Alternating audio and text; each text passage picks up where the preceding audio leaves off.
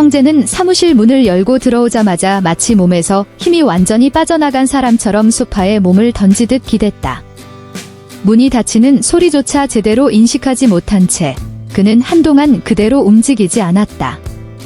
조금 전까지 사람을 만나고 돌아오는 길이었지만 그 만남 이후 세상은 전혀 다른 얼굴로 보이고 있었다. 머릿속이 텅 빈 것처럼 멍해졌고 심장은 이유 없이 빠르게 뛰었다. 지역이 곧 죽을지도 모른다는 말을 들은 순간부터 모든 감각이 마비된 듯 했다. 성재는 두 손으로 얼굴을 감싸준 채 방금 전 지역과 나눴던 대화를 하나하나 떠올렸다. 병원 특유의 냄새, 차갑게 울리던 의사의 목소리, 그리고 아무 말도 하지 못한 채 고개를 숙이고 있던 지역의 모습이 겹쳐졌다. 확장성 심근병증이라는 생소하고도 무거운 병명. 시간이 많지 않다는 의사의 설명. 심장 이식 외에는 뚜렷한 방법이 없다는 냉정한 결론. 그 말을 들으며 애써 담담한 표정을 지으려 했던 지역의 얼굴이 끝내 무너져 내리던 순간까지 모든 장면이 너무도 선명하게 되살아났다. 성재의 눈가에 뜨거운 것이 차오르기 시작했다. 그는 이를 악물고 눈을 깜빡이며 눈물을 삼키려 했지만 이미 감정은 통제할 수 있는 선을 넘어 있었다. 가슴 안쪽에서부터 무언가가 끓어오르듯 올라와 목을 막았고 숨을 쉬는 것조차 버거워졌다. 결국 그는 고개를 깊게 숙인 채 참아왔던 울음을 터뜨렸다. 소리를 죽이려 했지만 어깨는 점점 더 크게 들썩였고 흐느낌은 멈출 줄을 몰랐다. 그때였다. 노크 소리 하나 없이 사무실 문이 거칠게 열렸다. 성재야, 내 친구 이 지역이 AP그룹 대표라더니 너 이 자식 왜 우냐? 나치고도 거친 목소리, 박진석이었다. 그는 성큼성큼 들어오다 말고 눈앞의 광경의 순간 발걸음을 멈췄다. 언제나 냉정하고 강해 보이기만 하던 아들이 소파에 주저앉아 울고 있는 모습은 쉽게 볼 수 없는 장면이었기 때문이다. 박진석은 잠시 아무 말도 하지 못한 채 굳어 있었다. 하지만 그 역시 곧 평소의 거친 말투로 돌아왔다. 여자랑 헤어졌다고 이렇게까지 무너질 놈은 아니잖아. 성재는 급히 몸을 일으켜 세우며 고개를 저었다.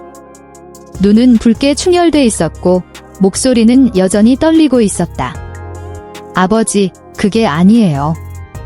여자 문제 아니에요. 친구 때문에요. 박진석은 아들의 얼굴을 똑바로 바라보며 눈썹을 찌푸렸다. 친구. 무슨 일인데? 그는 굳이 설명을 듣지 않아도 어느 정도 짐작하고 있었다. 성재가 이렇게까지 무너질 수 있는 사람은 이 지역분이라는 사실을 박진석도 오래전부터 알고 있었기 때문이다. 어릴 적부터 그림자처럼 붙어 다녔고 누구에게도 쉽게 마음을 열지 않던 성재가 유일하게 속을 보여주던 상대가 바로 지역이었다. 성재는 잠시 말을 잇지 못하고 고개를 숙였다. 입을 열면 다시 울음이 터질 것만 같았다. 하지만 그는 곧 이를 악물고 마음을 다잡았다. 지금 이 상황에서 그가 붙잡을 수 있는 사람은 아버지뿐이라는 생각이 들었기 때문이다. 박진석이라면, 막강한 재력과 인맥을 가진 이 사람이라면 혹시라도 다른 길을 찾아줄 수 있지 않을까 하는 희미한 희망이 스쳤다. 성재는 떨리는 목소리로 천천히 모든 사실을 털어놓기 시작했다.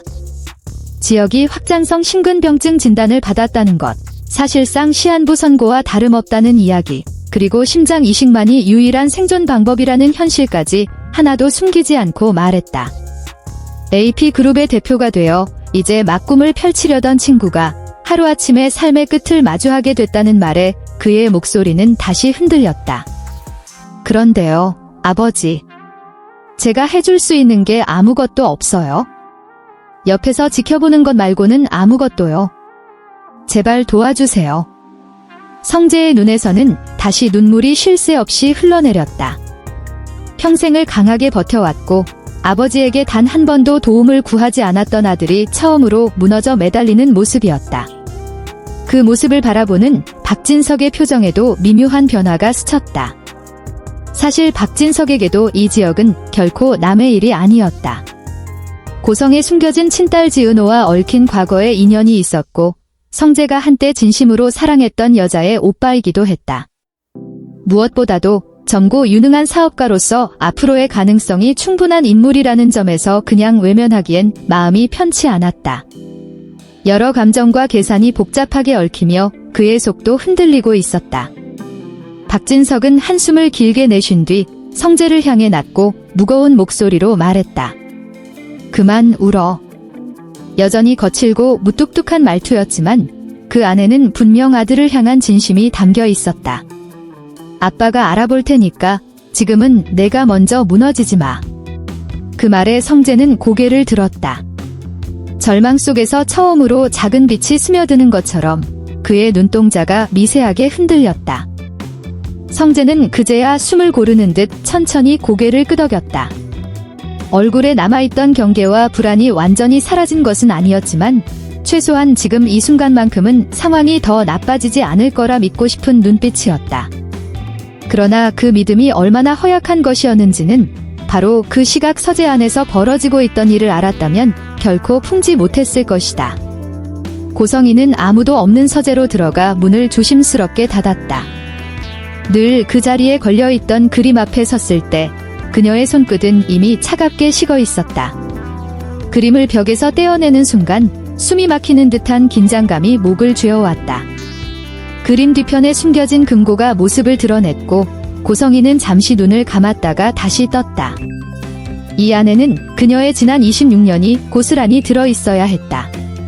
박진석의 아내로 살아오며 조금씩 들키지 않게 모아둔 현금과 금괴들, 그리고 무엇보다 그를 무너뜨릴 수 있는 치명적인 비밀들이 손가락이 떨려 숫자를 몇 번이나 틀릴 뻔했지만 고성이는 억지로 호흡을 가다듬으며 비밀번호를 눌렀다. 철컥하는 소리와 함께 금고 문이 열렸다. 바로 그 순간 고성이의 얼굴에서 핏기가 순식간에 사라졌다.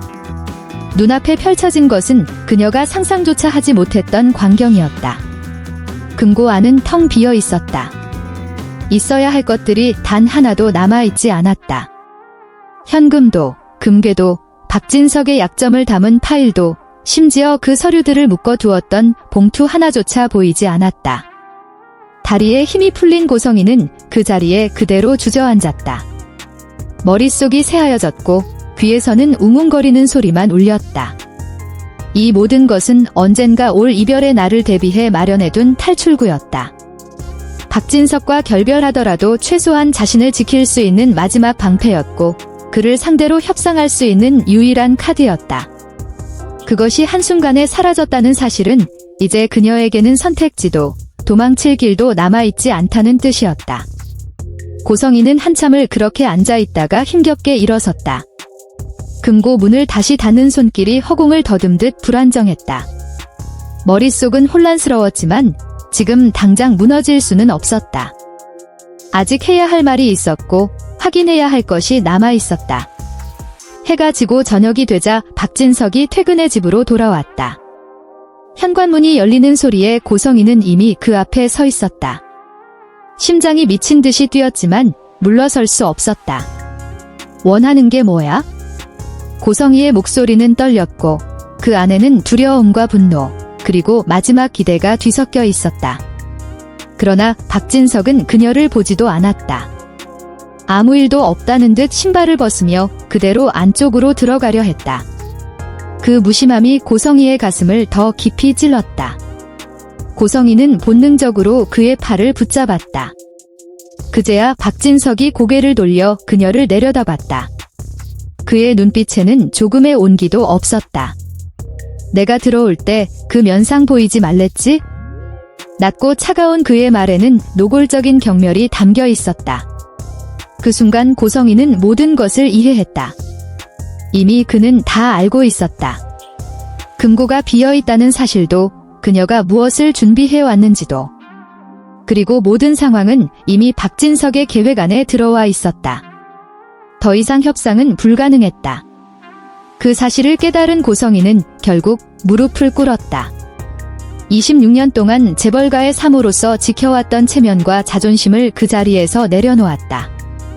바닥에 닿은 무릎이 아팠지만 그보다 마음이 더 아팠다. 제발 한 번만 더 기회를 달라며 울먹이며 매달렸지만 박진석의 표정은 변하지 않았다. 그는 고성이의 팔을 거칠게 잡아 끌어 현관으로 향했다. 고성이는 필사적으로 버텼지만 힘의 차이는 명확했다. 결국 박진석은 그녀를 집 밖으로 밀어내듯 내던졌고 곧바로 문을 닫아버렸다. 철문이 닫히는 소리는 그녀의 인생이 끊어지는 소리처럼 크게 울렸다. 고성이는 맨발인 채로 차가운 바닥에 쓰러졌다. 발바닥을 타고 올라오는 냉기가 온몸으로 퍼졌지만 그보다 더 차가운 것은 마음이었다. 그녀는 초인종을 연신 눌렀고 문을 두드리며 울부짖었다. 안에서 누군가 나와줄 것이라 믿고 싶었지만 집안은 끝내 침묵으로 일관했다. 얼마나 시간이 흘렀는지 가늠조차 할 수 없을 즈음 밤 공기는 점점 차가워졌고 고성이의 몸도 서서히 감각을 잃어갔다. 그때 복도 끝에서 다가오는 발소리가 들렸다. 고성이는 힘겹게 고개를 들었다. 그곳에 서 있는 사람은 딸 박영나였다. 영나는 어머니의 처참한 모습을 보고 잠시 멈칫했지만 곧 아무런 감정도 없는 얼굴로 다가왔다. 고성이는 마지막 남은 희망을 붙잡듯 딸의 다리를 붙들었다. 영나야, 제발 문 좀 열어줘. 엄마가 잘못했어. 애원하는 목소리는 이미 갈라져 있었다. 그러나 영나는 천천히 고개를 저었다. 그 눈빛에는 연민보다 결심이 더 짙게 담겨 있었다. 아버지의 뜻을 따르겠다는, 그리고 이 집에서 더 이상 어머니의 자리는 없다는 무언의 선언이었다. 그 순간 고성이는 비로소 깨달았다. 자신이 잃은 것은 재산이나 권력이 아니라 가족이라는 이름 아래 유지되던 모든 관계였다는 것을.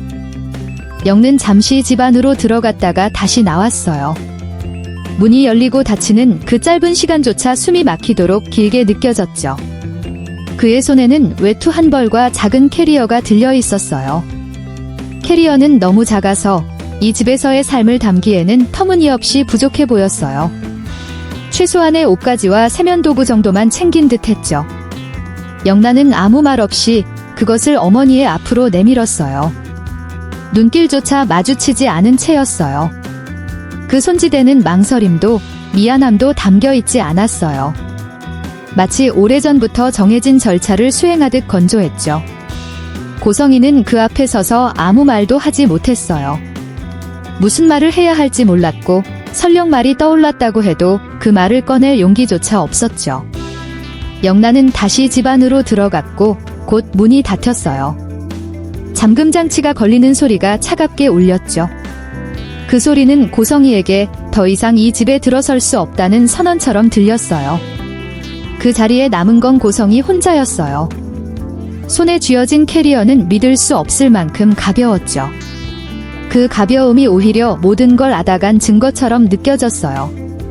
재벌가의 사모로서 누렸던 모든 것들, 화려한 저택과 사람들의 고개 숙인 인사, 권력과 명예, 넘쳐나던 재산까지. 그것들은 한순간에 증발해 버렸어요. 그 모든 시간이 거짓말처럼 느껴졌죠. 고성이는 외투를 걸치고 캐리어 손잡이를 움켜쥔 채 천천히 집을 떠났어요. 뒤돌아본 저택은 여전히 환하게 불이 켜져 있었어요. 분노라도 품은 듯 창마다 빛이 넘쳐났지만 그 안에 고성이의 자리는 더 이상 없었죠. 한때는 그 불빛의 중심에 자신이 있었다는 사실이 더 잔인하게 다가왔어요. 발걸음을 옮길 때마다 캐리어 바퀴가 대굴대굴 구르는 소리만 적막한 밤거리를 가르며 울려 퍼졌어요. 그 소리는 마치 그녀의 남은 삶을 알리는 식의 초침처럼 규칙적이었죠. 고성이의 눈에서는 눈물이 흘러내렸지만 그걸 닦을 여유조차 없었어요. 손을 멈추는 순간 무너져 버릴 것 같았거든요. 그래서 멈추지 않았어요. 그저 앞으로 나아갔죠. 어디로 가야 할지도 모른 채 발이 닿는 대로 밤을 헤치며 걸었어요. 같은 시간 사무실에 홀로 남아있던 성재는 창밖을 바라보고 있었어요. 도시는 여전히 바쁘게 숨쉬고 있었지만 그의 마음은 얼어붙은 듯 고요했죠. 아버지가 알아보겠다고 했지만 과연 방법이 있을까요? 신장이식이라는 게 말처럼 쉬운 일이 아니라는 건 성재도 잘 알고 있었어요. 적합한 기증자를 찾는 것도 쉽지 않고 설령 기적처럼 나타난다 해도 정해진 순서를 기다려야 했죠. 그 기다림이 지역에게 허락된 시간 안에 끝날 수 있을지는 아무도 장담할 수 없었어요. 성재는 주먹을 꽉 쥐었어요. 손바닥에 손톱이 파고들었지만 아픔은 느껴지지 않았죠. 가슴 깊은 곳에서 무력감이 밀려왔어요. 아무리 애써도 손에 쥘 수 없는 현실이 그를 짓눌렀죠. 하지만 포기할 수는 없었어요. 포기하는 순간 모든 것이 끝나버릴 것 같았거든요. 그날 밤은 고성이가 집 밖으로 내쫓긴 바로 그 밤이었고 성재의 마음에도 또 하나의 문이 닫히는 밤이었어요. 그 시각 박진석은 한 방에 홀로 앉아 있었어요. 창밖으로는 짙은 어둠이 깔려 있었고 방 안에는 그의 거친 숨소리만이 가득했죠. 조용한 공간에서 울리는 숨소리는 생각보다 크게 느껴졌어요. 깊은 한숨이 절로 나왔어요. 비록 사랑이라고 부를 수 있는 감정은 아니었지만 그래도 함께 살아온 시간들이 있었죠. 수많은 선택과 타협, 계산과 침묵 속에서 이어져 온 세월이었어요. 하지만 배신의 무게는 그 모든 시간을 단번에 무너뜨리고도 남았죠. 박진석의 머릿속에는 수많은 생각이 교차했어요. 고성이의 배신에 대한 분노가 먼저 치밀어 올랐지만 그 분노는 오래가지 못했어요. 분노의 틈새로 아이들의 얼굴이 하나둘 떠올랐거든요. 그 중에서도 특히 성재였어요. 성재가 겪었던 이혼의 상처가 선명하게 떠올랐죠. 그때 아들이 얼마나 힘들어했는지 박진석은 이제야 조금 알 것 같았어요. 당시 그는 사업에만 매달려 있었고 아들의 마음을 들여다볼 여유도 의지도 없었죠. 그리고 성재가 다시 찾았던 사랑, 이수빈. 그 이름을 떠올리는 순간 가슴 한켠이 묵직해졌어요. 아들이 겨우 붙잡은 삶의 끈 같은 존재였죠. 하지만 그 사랑마저 포기해야 했던 시간들이 있었어요. 오늘 성재가 처음으로 울면서 도움을 청했어요. 체면도 자존심도 내려놓은 채였죠. 그 모습이 박진석의 머릿속을 떠나지 않았어요. 아버지로서 외면할 수 없는 순간이었어요. 박진석은 천천히 자리에서 일어나 책상으로 걸어갔어요. 서랍을 열자 차갑게 정리된 명함들 사이에서 하나를 꺼냈죠. 병원장의 명함이었어요. 손에 쥔 명함이 유난히 무겁게 느껴졌어요. 잠시 망설였지만 이내 결심한 듯 전화를 걸었어요. 밤늦은 시간이었지만 병원장은 비교적 빠르게 전화를 받았죠. 회장님, 무슨 일이십니까? 박진석은 군더더기 없이 단도직입적으로 물었어요. 심장이식 대기 기간이 얼마나 됩니까? 병원장은 잠시 말을 잇지 못하는 듯했어요. 전화기 너머로 짧은 침묵이 흘렀죠. 그러다 조심스럽게 대답했어요.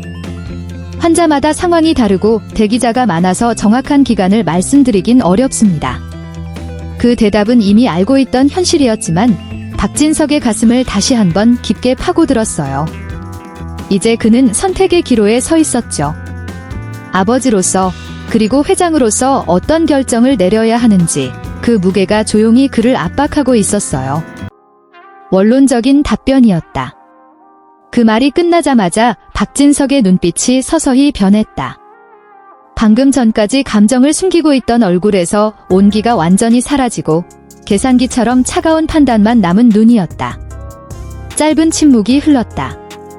그 침묵은 몇 초에 불과했지만 전화기 너머에 있던 사람에게는 숨이 막힐 만큼 길게 느껴졌을 것이다. 그리고 박진석은 낮고도 얼어붙은 목소리로 천천히 입을 열었다.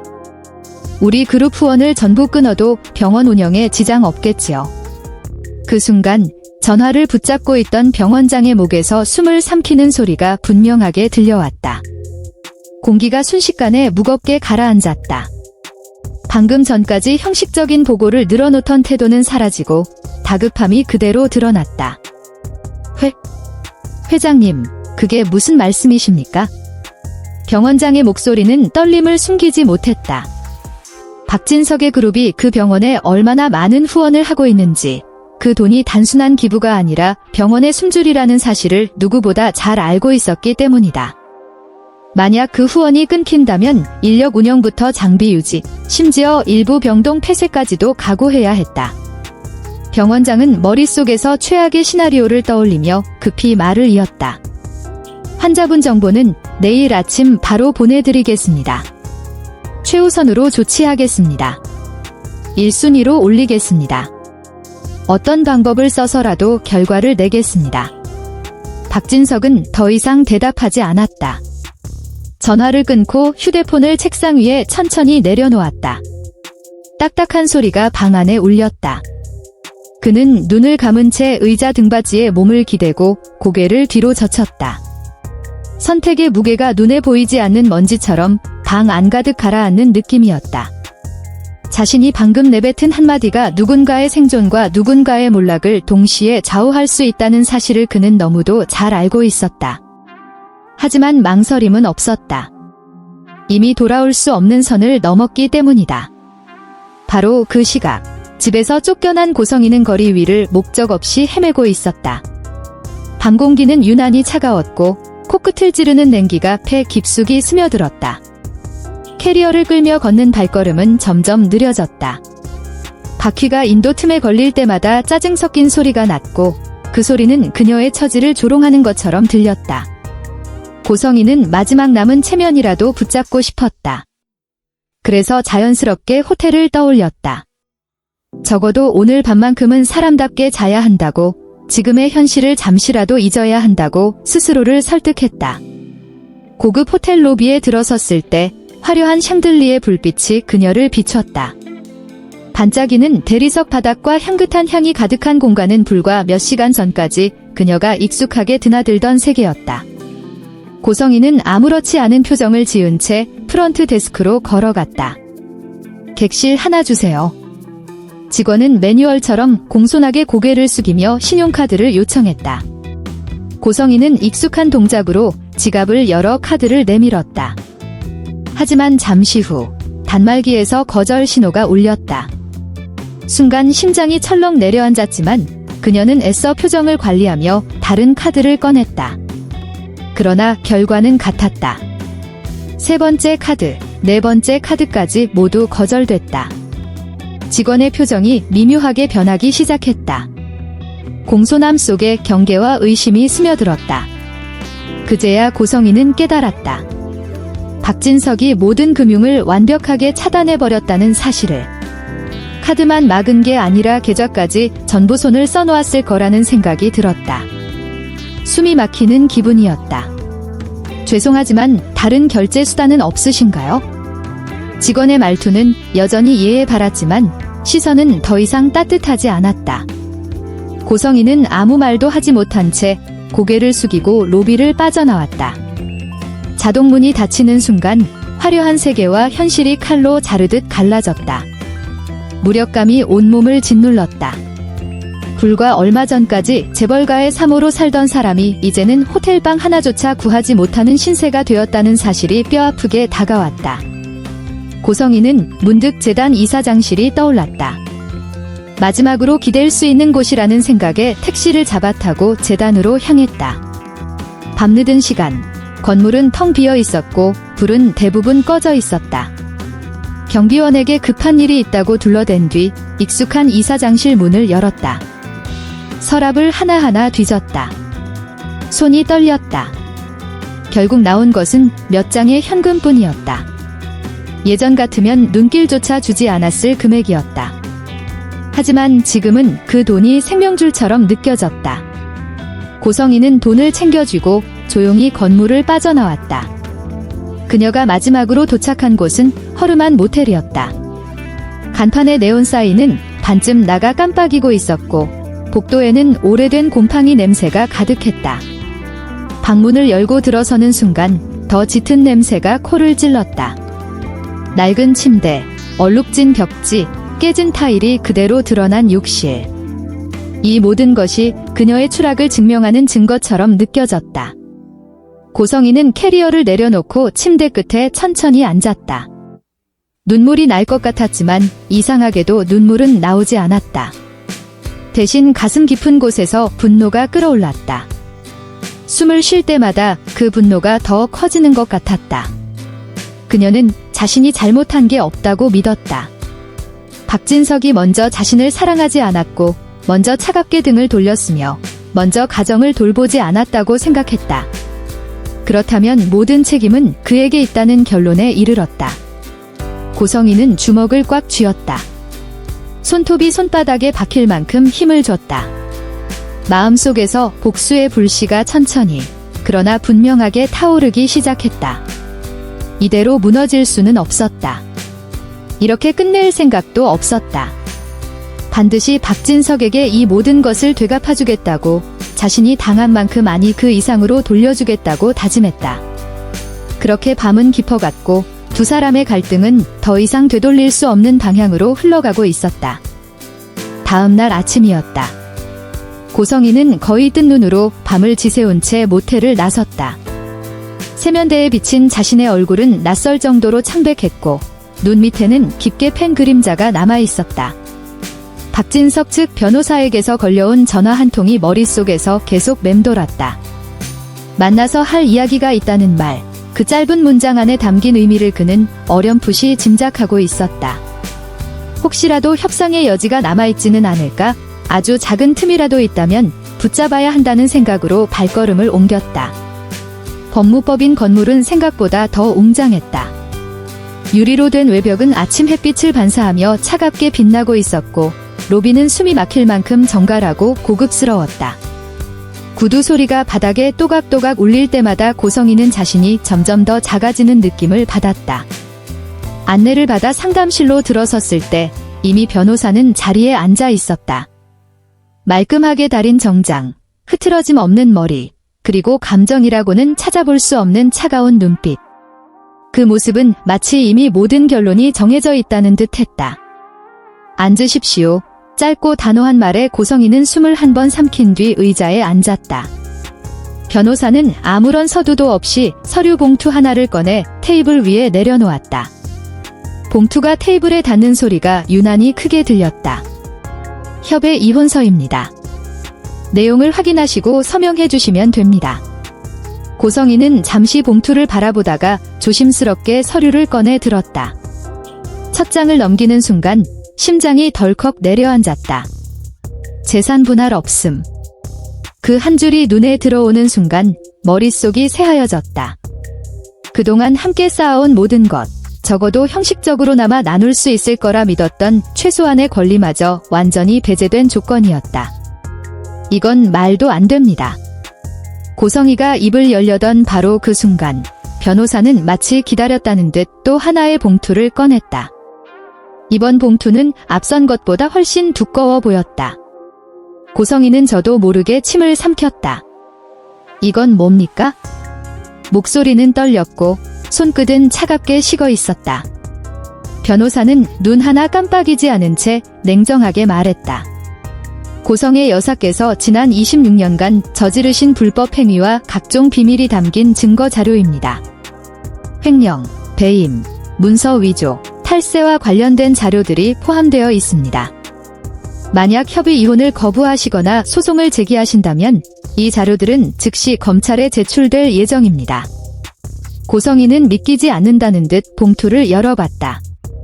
안에는 수많은 서류와 사진, 녹취 파일 목록이 정리되어 있었다. 날짜와 금액, 관련자 이름까지 또렷하게 적힌 문서들은 한 장 한 장이 치명적이었다. 단순한 협박이 아니라 이미 모든 준비가 끝난 상태라는 사실을 그는 그제야 실감했다. 박진석이 얼마나 오랫동안, 얼마나 치밀하게 이 순간을 준비해왔는지가 선명하게 드러나는 증거들이었다. 금고를 비운 일도, 카드를 막아버린 일도 우발적인 분노가 아니라 철저한 계산 끝에 실행된 계획의 일부였던 것이다. 변호사는 손목시계를 힐끗 보며 덧붙였다. 결정하실 시간은 일주일입니다. 그 안에 서명하지 않으시면 자료는 그대로 검찰로 넘어갑니다. 고성이는 서류를 천천히 덮었다. 손은 떨리고 있었지만 표정만큼은 무너지지 않으려고 애썼다. 생각해 보겠습니다. 짧게 그렇게 말한 뒤 자리에서 일어섰다. 더 이상 그 공간에 머무를 수가 없었다. 법무법인을 나서는 순간 바깥 공기가 유난히 차갑게 느껴졌다. 머릿속은 뒤엉킨 생각들로 가득 찼다. 이 상황에서 선택지는 사실상 하나뿐이라는 것도 알고 있었다. 받아들이지 않으면 모든 것을 잃게 될 거라는 현실이 냉정하게 다가왔다. 그렇다고 해서 이대로 모든 걸 내주고 무릎을 꿇을 수는 없었다. 고성이는 마음속 깊은 곳에서 끓어오르는 분노를 억눌렀다. 박진석에게 이렇게 끝낼 수는 없다는 생각이 점점 분명해졌다. 반드시 어떤 식으로든 되갚아주겠다고 스스로에게 다짐했다. 거리를 걷는 동안 찬바람이 얼굴을 스쳤다. 계절은 점점 겨울로 향하고 있었고 고성이의 처지도 그와 다르지 않았다. 따뜻했던 것들은 하나둘씩 사라지고 남은 건 차가운 현실뿐이었다. 회사에 도착했을 때 아는 평소와 다름없이 분주했다. 직원들은 바쁘게 오가고 있었고 전화벨 소리는 끊임없이 울렸다. 회의실 안에서는 열띤 토론이 이어지고 있었지만 지은호의 귀에는 그 모든 소리가 멀게만 느껴졌다. 세상과 단절된 것처럼 오직 자신의 심장 뛰는 소리만이 크게 울리고 있었다. 은호는 주먹을 꽉 쥐었다. 더 이상 피하지 않겠다고 마음먹었기 때문이다. 오해를 그대로 둔 채 시간을 흘려보내는 것도 아무 말 없이 상처를 키워가는 것도 이제는 끝내야 했다. 자신의 마음을 자신의 입으로 제대로 전해야만 했다. 그때 선배 지은호가 조심스럽게 그의 이름을 불렀다. 은호는 잠시 숨을 고른 뒤 천천히 돌아섰다. 선배의 얼굴에는 아무런 표정도 담겨있지 않았다. 차갑고 단정한 그 시선에 은호는 순간 주춤했지만 이내 다시 마음을 다잡았다. 지금 물러서면 다시는 이 말을 꺼낼 수 없을 것 같았기 때문이다.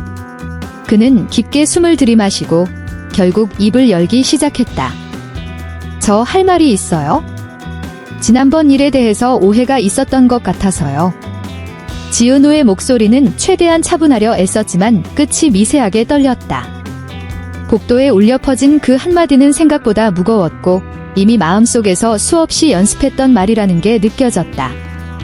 지혁은 잠시 말을 잃은 채 그녀를 바라보았다. 그 짧은 침묵 사이로 지나가는 직원들의 발소리와 형광등의 웅웅거림이 이상하게 크게 들렸다. 그리고 그는 낮고 단호하게 대답했다. 무슨 오해요? 감정이 완전히 지워진 듯한 목소리였다. 일부러 선을 긋는 사람의 태도처럼 느껴졌고 그 말 한마디만으로도 더 이상 다가오지 말라는 경고가 분명했다. 지은우는 순간 숨이 막히는 기분이 들었지만 여기서 물러서면 영원히 후회할 것 같았다. 그녀는 손을 꽉 쥐고 한 걸음 더 다가섰다. 저는 선배를 좋아해요. 그 고백은 조심스러웠지만 동시에 절박했다. 복도는 정말로 조용해진 것 같았다. 주변의 공기가 멈춰선 듯했고 시간조차 그 자리에서 얼어붙은 느낌이었다. 지역의 눈동자가 아주 잠깐 흔들렸다.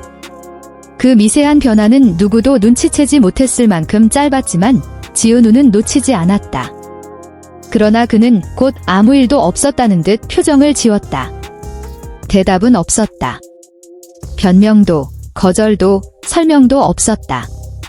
그저 지은우를 스쳐 지나가며 걸음을 옮길 뿐이었다.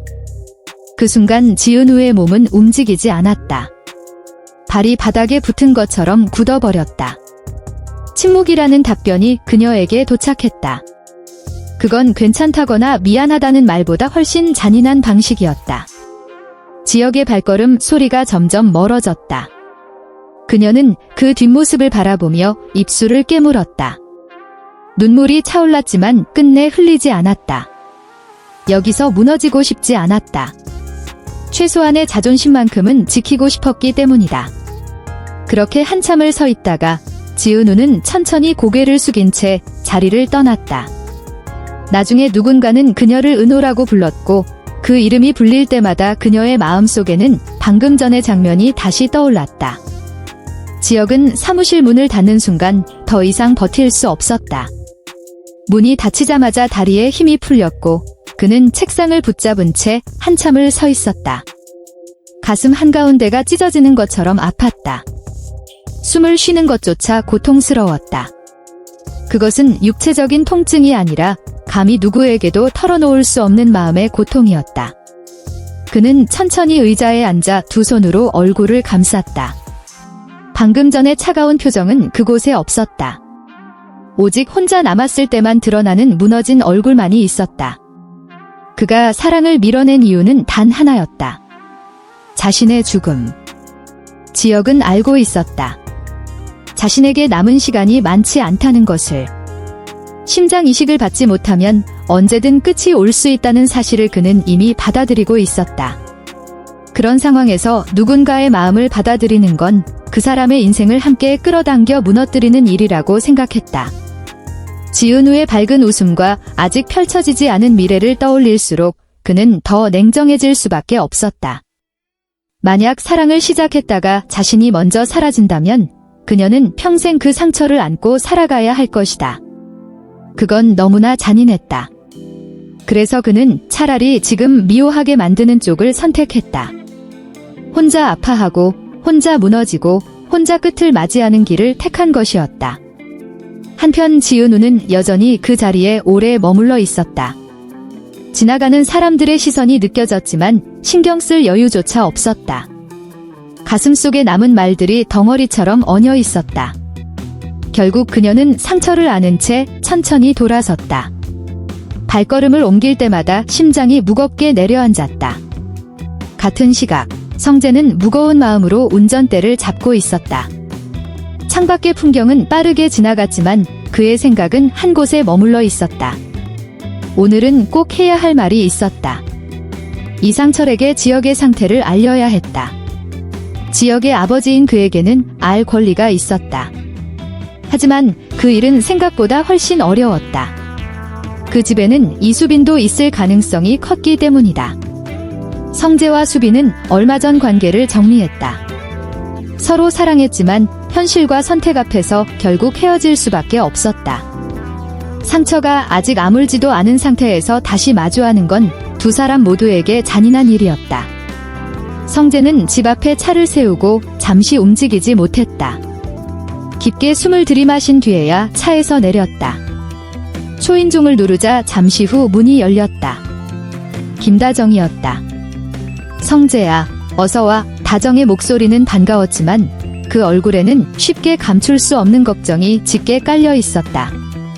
거실로 들어서는 순간 공기가 달라졌다는 걸 성재는 단번에 느꼈다. 소파에 앉아있는 이상철의 자세는 지나치게 고닫고 그 옆에 앉아있던 수빈은 성재의 발소리를 듣자마자 고개를 숙인 채 시선을 피해버렸다. 마치 서로가 존재하지 않는 사람인 것처럼. 그러나 동시에 서로의 존재를 너무도 의식하고 있다는 게 그대로 드러나는 묘한 침묵이 거실을 가득 채웠다. 누구 하나 먼저 말을 꺼내지 못한 채 시간만 느리게 흘렀다. 숨소리조차 크게 들릴 만큼 어색한 긴장감이었다. 그 순간 다정이 상황을 재빨리 읽어냈다. 이대로 두면 분위기가 더 무거워질 거라는 걸 본능적으로 알았던 것이다. 다정은 평소보다 밝은 목소리를 애써 만들어 수빈을 불렀다. 수빈아, 주방에 와서 이것 좀 도와줄래? 수빈은 잠시 망설였다. 성재를 힐끗 바라보는 눈동자에 복잡한 감정이 스쳤지만 곧 고개를 끄덕이며 자리에서 일어났다. 다정은 일부러 앞서 걸으며 둘 사이에 거리를 만들었다. 거실에는 결국 성재와 이상철만 남았다. 침묵을 깬 건 이상철이었다. 무슨 일로 왔나? 낮게 깔린 목소리였지만 그 안에는 경계와 의심이 섞여 있었다. 성재는 입술을 다물었다가 천천히 숨을 내쉬었다. 어떻게 말을 꺼내야 할지 머릿속에서 수없이 문장을 고르고 버렸다. 사실을 그대로 말하기엔 파장이 너무 컸고 그렇다고 아무 말도 하지 않고 돌아가기엔 마음이 편치 않았다. 결국 성재는 조심스럽게 입을 열었다. 아버지, 지역이 요즘 많이 힘들어하는 것 같아요. 말끝이 흐려졌지만 진심만큼은 숨길 수 없었다. 건강도 별로 좋아 보이지 않고요. 이상철의 표정이 순간 굳어졌다. 눈빛이 날카롭게 변하며 성재를 똑바로 꿰뚫어 보았다. 무슨 소리야? 구체적으로 말해봐의 성재는 고개를 숙였다. 지역이 직접 말하기 전까지는 자신이 나설 수 있는 선을 넘을 수 없다는 걸 잘 알고 있었다. 그는 최대한 말을 아끼며 애둘러 말했다. 그냥 요즘 너무 무리하는 것 같아서요. 곁에서 잘 좀 지켜봐 주셨으면 합니다. 이상철은 만족하지 못한 얼굴이었지만 더 캐묻지는 않았다. 성재는 이 대화가 폭풍의 시작에 불과하다는 걸 느끼며 자리에서 일어섰다. 주방 쪽에서 수빈이 다시 나왔다. 그 순간 성재와 수빈의 시선이 잠깐 마주쳤다. 아주 짧은 순간이었지만 그 안에는 말로 다 할 수 없는 감정들이 얽혀 있었다. 미안함, 후회, 아직 정리되지 않은 마음, 그리고 여전히 남아있는 미련까지. 수빈은 여전히 성재를 향한 감정을 정리하지 못한 채 그 자리에 서 있었고 성재 역시 다르지 않았다. 하지만 두 사람은 아무 말도 하지 않았다. 말 한마디가 모든 걸 무너뜨릴 수도 있다는 걸 알고 있었기 때문이다. 성재는 고개를 숙여 인사만 남긴 채 집을 나섰다. 문이 닫히는 소리가 유난히 크게 울렸다. 수빈은 그 자리에 한참 동안 서서 움직이지 못했다. 한편 지혁은 의사의 경고를 애써 외면하고 있었다. 무리하지 말라는 말도, 스트레스를 피하라는 조언도, 충분히 쉬어야 한다는 당부도 그의 귀에는 제대로 들어오지 않았다. AP그룹 대표라는 자리의 무게는 그에게 쉼을 허락하지 않았다. 처리해야 할 결제, 끊임없이 이어지는 회의, 투자자와의 미팅까지 일정은 하루도 비워두지 않았다. 새벽부터 밤늦게까지 이어지는 강행군 속에서도 지혁은 괜찮다는 말만 반복했다. 직원들은 점점 더 걱정스러운 눈빛으로 그를 바라봤지만 지혁은 그 시선을 애써 무시했다. 그러던 어느 날 오후 또 하나의 회의가 진행 중이었다. 지혁은 회의실 앞에 서서 프레젠테이션을 이어가고 있었다. 자료를 넘기며 설명을 하던 중 갑자기 숨이 턱 막히는 느낌이 들었다. 처음에는 대수롭지 않게 넘기려 했다. 피곤해서 그렇겠지, 잠깐이면 괜찮아질 거라고 스스로를 다독였다. 하지만 숨은 점점 더 가빠졌고 가슴을 조여오는 통증이 분명해졌다. 지혁은 말을 멈추고 한 손으로 가슴을 움켜잡았다. 회의실 안의 시선이 일제히 그에게 쏠렸다. 대표님, 괜찮으세요? 누군가 다급히 물었지만 지혁은 대답할 힘조차 없었다. 숨을 들이마시는 것조차 버거웠고 시야가 서서히 흐려졌다. 다리가 풀리듯 휘청거리던 지혁은 결국 바닥에 무릎을 꿇은 채 쓰러졌다. 회의실은 순식간에 아수라장이 됐다. 누군가는 비명을 질렀고 누군가는 달려와 그를 부축했다. 그 자리에 지은호도 있었다. 지혁이 쓰러지는 모습을 보는 순간 생각할 틈도 없이 몸이 먼저 움직였다. 지은호는 달려가 지혁을 끌어안듯 부축했다. 대표님, 정신 차리세요. 목소리는 떨렸고 손은 차갑게 식어갔다. 그는 주변을 향해 구급차를 부르라고 소리쳤다. 지혁은 희미하게 눈을 뜨며 지은호의 얼굴을 바라봤다. 초점이 흐릿한 눈동자로 겨우 알아본 듯 입술을 움직였다. 미안해. 거의 들리지 않을 정도의 목소리였다. 지은호는 눈물을 삼키며 고개를 저었다. 아무 말도 하지 마세요. 곧 구급차 올 거예요. 잠시 후 구급차 사이렌 소리가 들려왔다. 응급구조사들이 들어와 지혁을 들것에 옮겼다. 지은호는 망설임 없이 함께 구급차에 올라탔다. 지혁의 손을 꼭 붙잡은 채 놓지 않았다. 구급차 안은 긴박했다. 응급구조사들은 지혁의 상태를 빠르게 확인하며 산소 마스크를 씌우고 링거를 연결했다. 기계음과 지시하는 목소리가 이어지는 가운데 지은호는 그 모든 장면을 지켜보며 극도의 불안과 두려움에 몸을 떨었다. 손끝으로 전해지는 지역의 미약한 체온이 이 상황이 결코 가볍지 않다는 사실을 더욱 선명하게 각인시키고 있었다. 그 순간 병원 복도 끝에서 휴대폰 진동 소리가 울렸다. 짧고 날카로운 진동이었지만 지은우의 가슴을 그대로 후벼 팠다. 그는 손끝이 굳은 채로 전화를 받아 귀에 가져갔다. 여보세요. 숨을 고르려 애썼지만 목소리는 이미 흔들리고 있었다. 수화기 너머로 성재의 목소리가 들려왔다. 낮고 빠르며 숨이 가쁜 음성이었다. 은호 후배, 지혁이는요? 지금 어디에요? 그 한마디에 지은우의 심장이 내려앉았다. 그는 잠시 말을 잇지 못하다가 겨우 입을 열었다. 선배가 갑자기 쓰러졌어요. 지금 구급차 타고 병원으로 가는 중이에요. 순간 전화기 너머가 조용해졌다. 성재가 숨을 삼키는 소리가 또렷하게 들렸다. 뭐라고요? 어느 병원으로 가는데요? 그의 목소리는 이전보다 훨씬 날카로워져 있었다. 내가 바로 갈게요. 은호야, 걱정 마. 지혁이 살 수 있어? 반드시 살릴 수 있어? 거의 외치다시피 한 말이었다. 전화를 끊은 뒤 지은우의 손이 떨리기 시작했다. 참으려 했던 눈물이 결국 눈가를 넘쳤다. 그동안 지혁이 보여줬던 차가운 침묵, 고개를 돌린 채 아무 말도 하지 않았던 뒷모습, 일부러 거리를 두던 태도들이 머릿속에서 하나로 이어졌다. 그 모든 것이 자신을 밀어내기 위한 잔인함이 아니라 스스로를 지키기 위한 마지막 방어였다는 사실이 이제야 선명해졌다. 지은우는 구급차 안에서 지혁의 손을 더 꽉 붙잡았다. 체온이 느껴지지 않을 만큼 차가운 손이었다. 지은우는 끊임없이 지혁에게 말을 걸었다. 괜찮아질 거야. 조금만 버텨. 내가 옆에 있어? 눈물은 멈추지 않았지만 목소리만큼은 흐트러지지 않게 붙잡으려 애썼다. 응급실에 도착하자 의료진이 순식간에 달려와 지혁을 들것에 옮겼다. 문이 닫히는 순간 지은우는 복도에 홀로 남겨졌다. 멀어지는 들것을 바라보며 주저앉고 싶은 충동이 밀려왔지만 그는 벽에 손을 짚고 간신히 버텼다.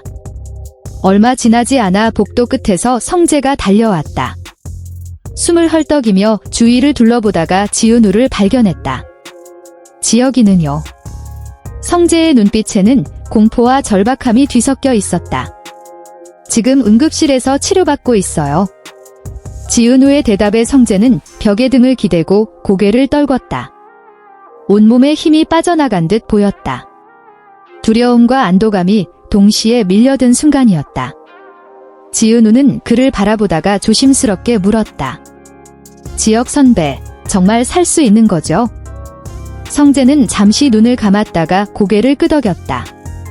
적합한 기증자만 나타나면 수술 받을 수 있어. 아직 희망은 있어? 그 말이 오히려 가슴을 더 아프게 했다. 지혁이 혼자서 이 모든 현실을 감당하고 있었다는 사실, 누구에게도 털어놓지 않고 끝까지 숨기고 있었다는 사실이 지은우의 마음을 짓눌렀다. 두 사람은 응급실 앞 복도에서 나란히 앉아 시간을 견뎠다. 시계 초침 소리가 유난히 크게 들렸다. 시간이 흐를수록 불안은 더 짙어졌다. 의사가 문을 열고 나왔다. 일단은 안정됐습니다. 하지만 상태가 좋지 않아요. 절대 안정을 취해야 하고 무리하면 안 됩니다. 심장 이식을 최대한 빨리 받아야 할 것 같습니다. 성재와 지은우는 말없이 고개를 끄덕였다. 지혁은 곧 병실로 옮겨졌지만 의식은 돌아오지 않았다. 지은우는 병실 문 밖에 서서 유리창 너머로 그를 바라봤다. 창백한 얼굴로 누워있는 모습이 믿기지 않을 만큼 약해 보였다. 늘 묵묵하고 단단해 보이던 사람이 이렇게 쉽게 부서질 수 있다는 사실이 잔인했다. 지혁은 침대 위에서 의식과 통증 사이를 오가고 있었다. 모니터에서는 일정한 경고음이 이어졌다. 그 소리는 마치 남아있는 시간을 세는 것처럼 들렸다. 지은우는 손이 떨려 주먹을 쥐었다. 다리는 굳어 한 발짝도 움직일 수 없었다. 유리창 너머로 보이는 산소 마스크, 몸에 연결된 수많은 선들이 현실을 적나라하게 보여주고 있었다.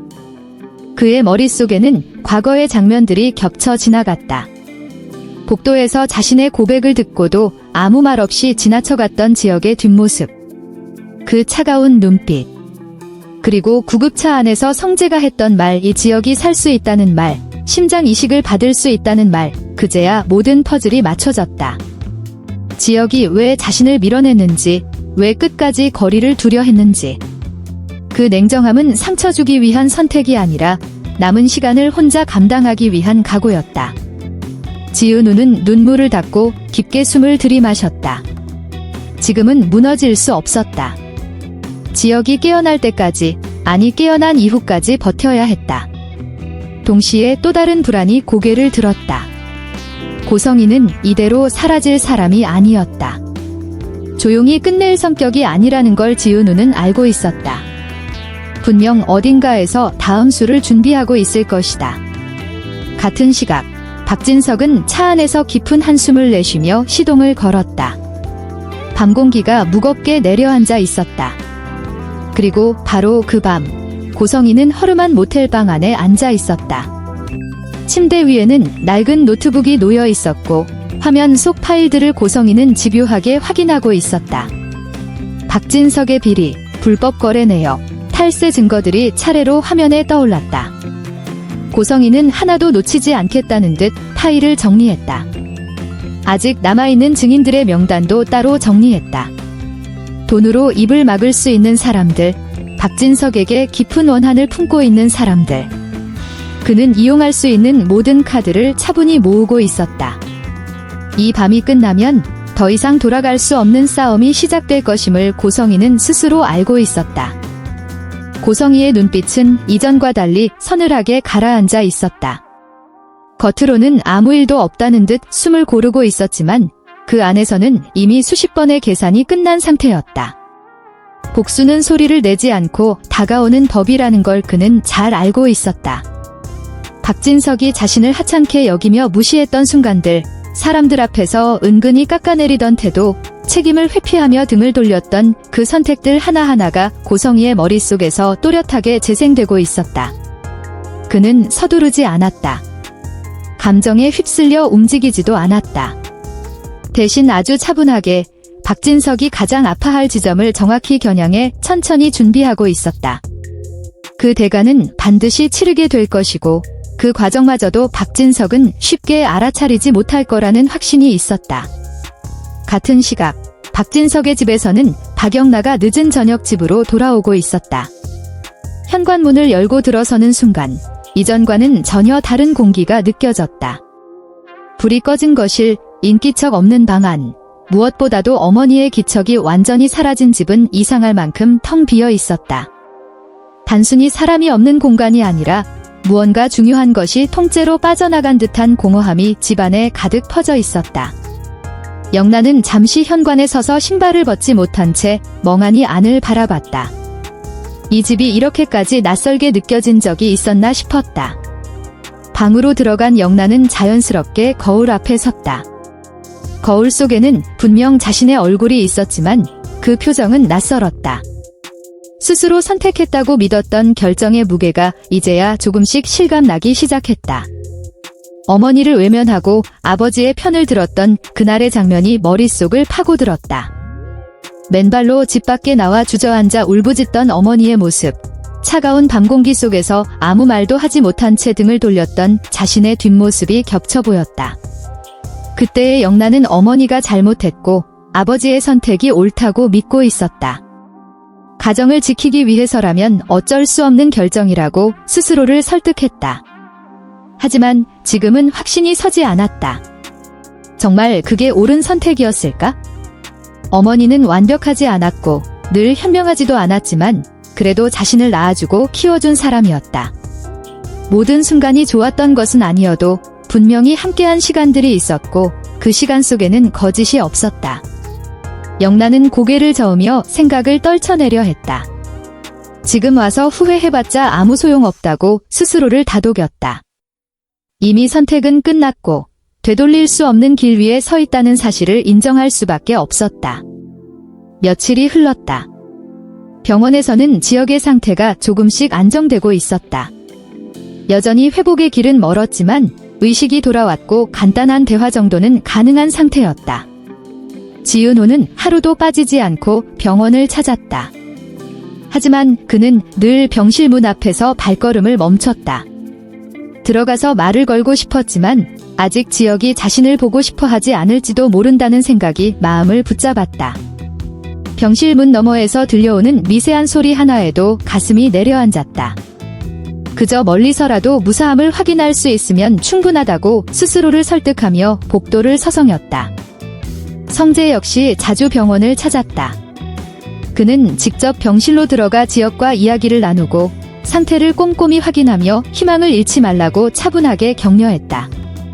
지역은 말수가 많지 않았지만 성재의 방문이 이어질수록 조금씩 표정이 풀리고 있었다.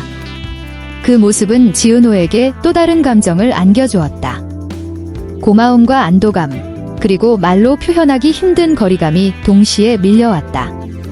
그러던 어느 날 오후, 병원에서 갑작스러운 전화가 걸려왔다. 기증 가능 통보였다. 마침내 적합한 기증자가 나타났다는 소식이었다.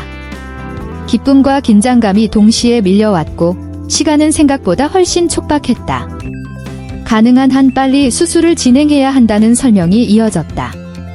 병원은 즉시 준비에 들어갔다.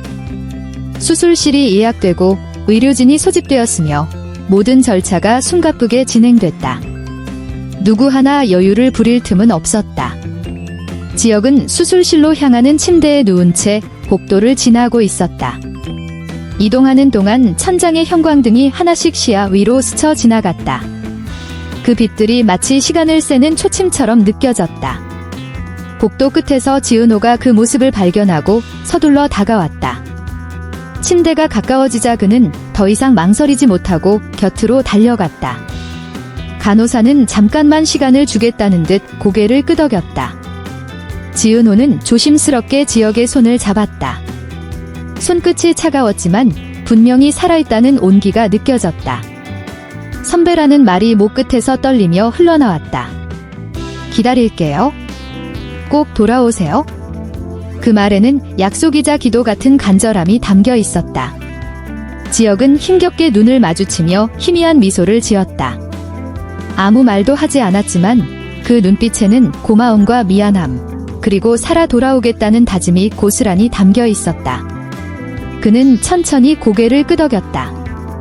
침대는 다시 움직이기 시작했고 지은호는 결국 손을 놓을 수밖에 없었다. 수술실 문이 열리고 지역이 안으로 들어갔다. 문이 천천히 닫히자 복도에는 정막이 내려앉았다. 곧이어 빨간 불이 켜졌다. 수술 중이라는 표시였다. 성재와 지은호, 그리고 지역의 가족들이 복도에 모여 각자의 방식으로 시간을 견디고 있었다. 누구도 쉽게 말을 꺼내지 못한 채 각자의 불안과 희망을 가슴에 안고 서 있었다. 과연 수술은 무사히 끝날 수 있을까? 그리고 지은호와 지역은 다시 마주할 수 있을까? 박진석의 선택은 어떤 결과로 되돌아올까? 고성이가 준비하고 있는 복수는 어떤 방식으로 드러나게 될까? 아직 풀리지 않은 이야기들은 너무도 많다. 모든 진실과 선택의 대가는 다음 이야기에서 하나씩 밝혀질 것이다. 계속해서 이 이야기를 함께 지켜봐 달라. 여러분의 관심과 응원이 이 이야기를 이어가는 가장 큰 힘이 된다. 다음 이야기에서 다시 만나겠다.